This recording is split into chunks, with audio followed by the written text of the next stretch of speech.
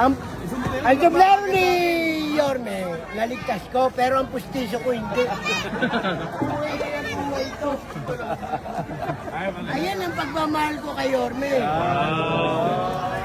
Ayan ang pagmamahal ng 458 kay Yorme. Napirmahan na nga ni Chairman. Kaya lang hindi pa ang problema natin doon, kawawa naman yung nasunugan. Baka mamaya, dahil wala tayong family card, hindi mabigyan. Di ba? So, para naman pumanatag kayo. Kaya ako nagpunta rito kahit peligro de ora na. Pumanatag kayo. May tulong naman ako dala. Ngayon, kung gusto ng City Hall magtutulong na sila bukas, o di okay, di thank you very much. O basta yun sa akin, sa grupo namin, nagpiyahit naman kami na. Okay? Mas gusto ko nga ngayong gabi, para bukas plywood na binibili nyo pagkagising nyo. Kaya lang, paano natin malalaman kung sino ang sunugan? Hirap na nga buhay nyo, pero hindi pa namin. Ngayon, basta pumanatag kayo, bukas babalik. Siguro naman bukas nandito na yung Yellow card, yeah. family card nyo. Eh mas gusto ko nga sana ngayon, para nga pag-gising sa umaga, yero, plywood, dos por dos na agad ang makarecover na. Pero ganun pa man, basta lahat ng may family card, pumanatag na kayo. Tutulong kami. Ha? Yes!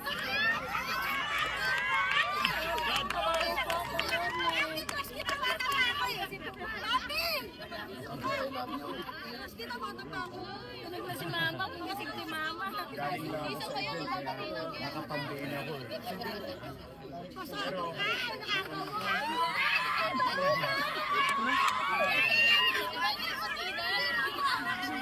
Isa pa yan! Isa pa yan!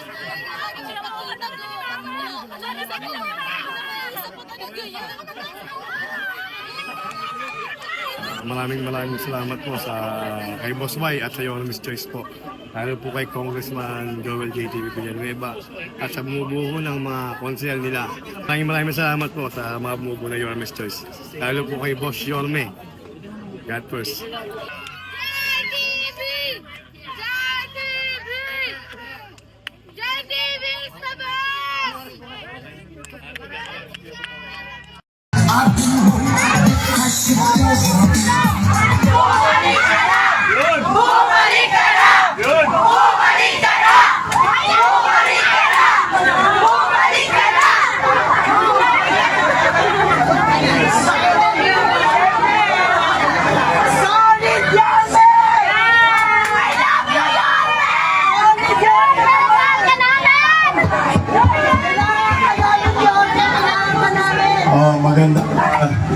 Magandang gabi sa inyong lahat. Para kayo hindi masunugan.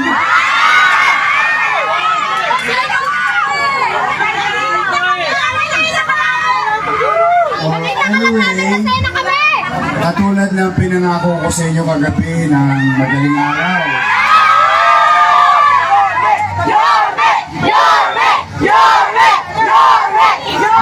Para wala sunog. O, may natira ba sa panty nyo? Bra! Ubus lahat! Naku, laban nyo yan, ha? Ngayon, nandito kasama ko si Vice Chief. At siyempre, si JTV.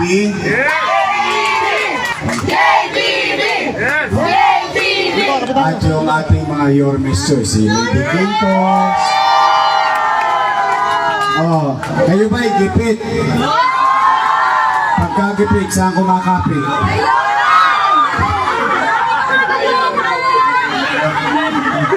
Kay Yorme. Sa Mumbai! DJ Bagatsini. Oh, Eunice Castro. Ito, hindi tao. Hindi hayop. Bagay. At Rino Tolentino. Doc Almiron. Ang ginawa namin, talagang kagabi na nag-uusap kami ni Obet, ni Chairman at ng inyong mga kagawad. Talagang ang importante ngayon yung makabili kayo kagad ng yero, dingding, poste, pantit brick. Isuin mo na lang yan. Noong araw, suin. O pwede, no? Sa Bombay, may suin noong araw. Anyway, basta kami ay nakikisimpatya sa sitwasyon ninyo. Nalulungkot ako, yung isa rito, t-shirt ko niligtas, hindi yung pustiso niya. Sana ba?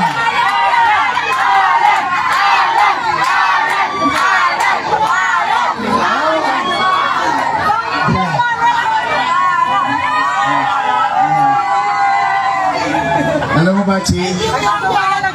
Masunog. Yung t-shirt ko, kinuha niya. Di ba raw masunog yung postiso niya? Oo, wala siyang ipin, up and down.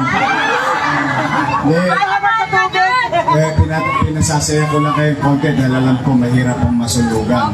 Sabi nga minsan, di ba lima ng awang ka na, huwag ka lang masunugan. Pero life must go on. Ang importante, buong pamilya ninyo. Although, kahit pa paano, yung isang na-accidente, medyo stable naman, may awa ang Diyos, makaraos din yun. Basta kami, nandito, nagpiyahit-piyahit na kami lahat. Para mabilis tayo, saglit lang to. Lahat kayo, bawat pamilya, pagpapasensyahan nyo na itong konting nakayanan namin. Salamat po! Basta importante, bukas, tiyak namin, bawat isa sa inyong pamilya, meron kayong pambili ng bubong. Ngayon naman, although bukana ng taon, Enero, malungkot ang bumungad sa atin, pero may awa ang Diyos, huwag kayong mawalan ng pag-asa. Laban lang. Talagang ganyan ang buhay. May dapa, may tayo, may dapa, may tayo. Bangon, ganun lang lang. Pagdating ng araw, we'll be there for you. So for the meantime, ang unahin natin yung problema nyo. Bawat isa sa inyo tatanggap ng 10,000.